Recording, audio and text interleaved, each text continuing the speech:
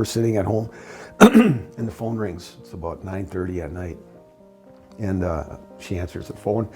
And it's his brother. It's my brother, Jessie. Yeah, Jessie and Mady lived in a duplex with my brother. He lived upstairs, they lived downstairs.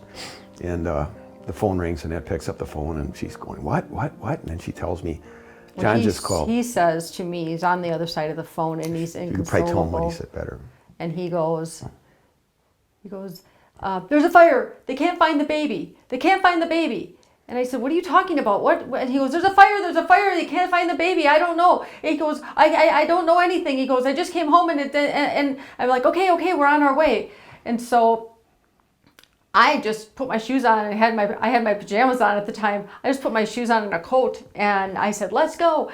And he's in the bedroom putting pants on. I'm like, what are you doing? Let's just go. I don't want to sit here anymore. It seemed like the ride to the house is, 15 minutes, and it seemed like hours to get there. So go ahead. Well, when she's, after the phone call, then, I'm just totally like speechless, and then she wants to just jump up and run out the door in pajamas and go. And I know this isn't going to take, 1 or 2 minutes. This is going to be forever. And I just had a feeling in the pit of my stomach that they were gone already.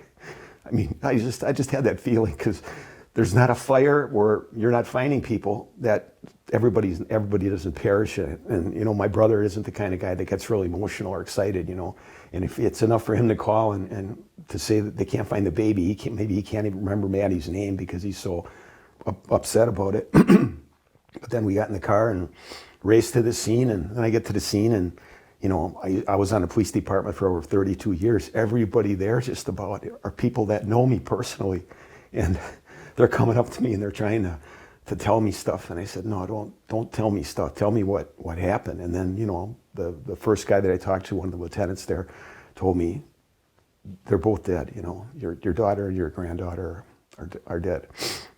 And then they had us sit in a car, and we were interviewed then, and we're waiting for the story to come out. And, we're not really being told anything extra. In fact, we were all huddled in one car. It was me and Annette and my son and his wife.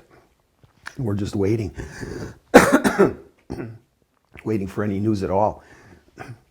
They separate us all out to different cars. They got to interview everybody separately. And I'm talking to the detective that interviewed me, and I'm asking him, what happened? And he says, well, they're still working on it. And they really didn't have the details, and they weren't willing to tell us the details of what happened, other than they were both dead, and that the fire was intentionally set.